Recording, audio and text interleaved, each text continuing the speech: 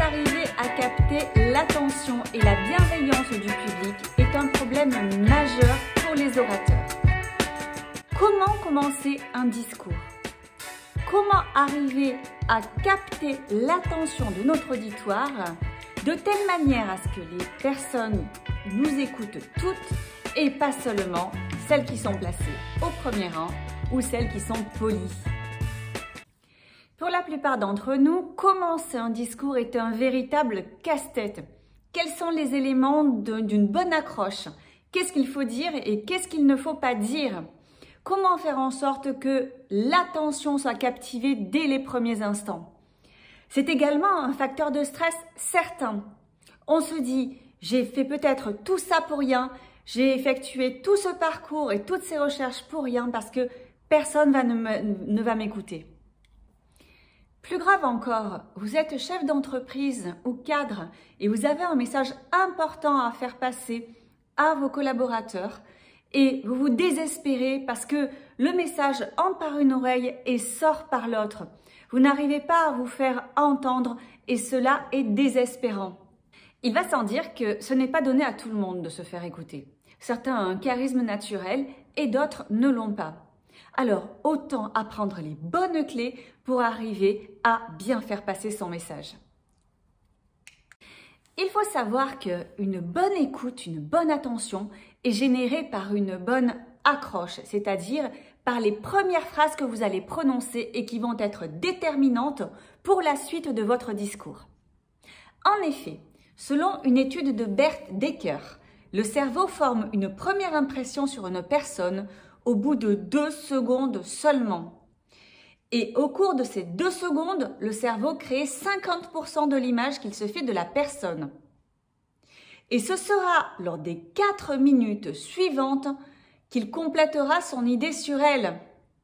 Donc, il ne faut pas perdre de temps et impacter immédiatement son public. Vous ne pouvez pas vous permettre d'arriver et de dire « Bonjour, voici le thème de mon discours d'aujourd'hui, on va parler de ça ». Parce qu'en fait, les personnes ne vont pas s'intéresser du tout à ce que vous dites et vous allez vous retrouver dans une impasse.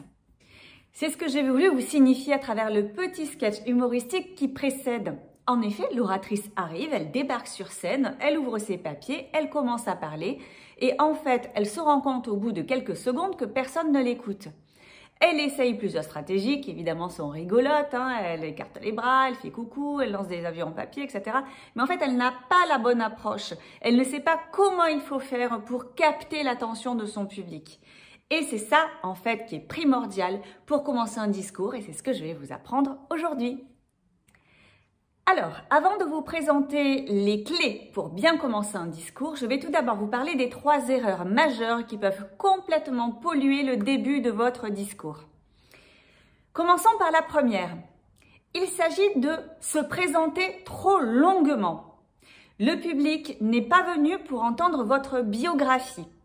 En effet, si votre discours et votre sujet, votre personne les intéresse, il ira se renseigner ultérieurement sur qui vous êtes et approfondir leur connaissance sur vous. Donc, inutile de faire de trop longs discours, si ce n'est à une exception près, si vous êtes venu en effet pour présenter une formation ou un parcours dont vous êtes l'exemple. Parce que ici, dans ce cas précis, eh bien, vous servez de transition pour la suite de votre discours. Sinon, inutile de faire votre biographie en long, en large, à travers. Erreur numéro 2, les considérations techniques. En effet, rien de plus désagréable pour un public que de se trouver l'objet d'expérimentations techniques innovatrices. En effet, vous êtes l'expert et vous n'êtes pas un apprenti appariteur. Et en l'occurrence, lorsque vous faites un discours, vous devez absolument tout tester avant de commencer.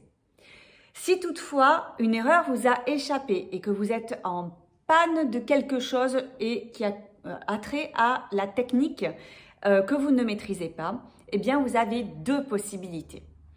Première possibilité, eh bien vous continuez comme si de rien n'était et vous avez peut-être préparé un plan B. Si vous n'avez pas de plan B, poursuivez, tant pis, tant bien que mal, votre discours. Vous êtes celui qui maîtrise, celui qui ne doit pas être perturbé. Donc, inutile de prendre ça en compte, poursuivez votre chemin. Deuxième solution, vous avez de l'humour. Et dans ces cas-là, vous pouvez éventuellement tourner ça en dérision, faire rigoler le public et aussi passer à autre chose dans la mesure où vous montrez que cela n'a pas d'importance, que ce n'est pas grave pour vous. Erreur numéro 3, le démarrage difficile. Vous êtes quelqu'un peut-être d'introverti, de timide et c'est peut-être pour ça que vous écoutez mes conseils et vous n'arrivez pas à commencer votre discours. Dans ces cas-là, il faut absolument en amont avoir prévu quelque chose. Donc soit un petit post-it, un petit papier avec les premiers mots que vous allez écrire et sur lesquels vous allez faire un support pour pouvoir vous exprimer.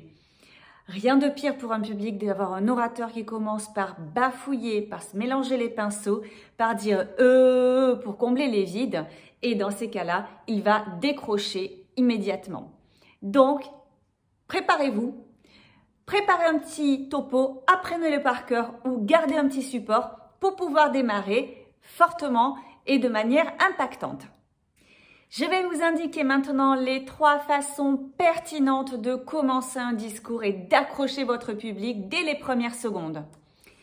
Alors, le premier conseil que je vous donne, c'est de commencer votre discours par vous mettre à la place de l'auditeur et de lui proposer des solutions à ses problèmes. En effet, nos problèmes sont ce qui nous préoccupe le plus. Et quand vous préparez un discours, mettez-vous à la place de l'auditeur, identifiez ses principales préoccupations. Et vous pouvez commencer, par exemple, avec une phrase du type « Dans les prochaines minutes, je vais vous présenter un problème qui a pris des proportions inquiétantes et qui nous concerne tous. » Vous verrez tout de suite que les regards vont se tourner vers vous, que la curiosité va être piquée au vif et que vous allez pouvoir avoir toute l'attention de votre public focalisée sur vos mots. La deuxième façon d'impacter le public dès ses premiers mots est de le surprendre. Posez-lui une question qui l'interpelle ou donnez-lui une affirmation qui l'amène à réfléchir. Et vous verrez tout de suite que l'attention sera captée. Vous avez plusieurs possibilités, mais vous pouvez dire quelque chose du type « Savez-vous que la pupille de l'œil peut augmenter jusqu'à 45% quand vous regardez une personne que vous aimez ?» Ou encore « Savez-vous que le premier poste de maître de conférence en langue française a été créé dans une institution réservée aux femmes ?» Cette question doit être en lien avec le thème de votre discours pour ensuite faire une transition facile. Mais elle permettra au public de tout de suite se focaliser sur ce qui l'intéresse. La dernière façon de commencer un discours de manière impactante et qui est à mon sens la plus pertinente et la plus efficace, c'est l'histoire ou le fameux, ce qu'on appelle aussi storytelling. De quoi s'agit-il ? Eh bien, vous savez que lorsque nous étions enfants, nous adorions les histoires. Et dès qu'il y avait les mots magiques qui étaient prononcés, il était une fois, vous étiez tout oui.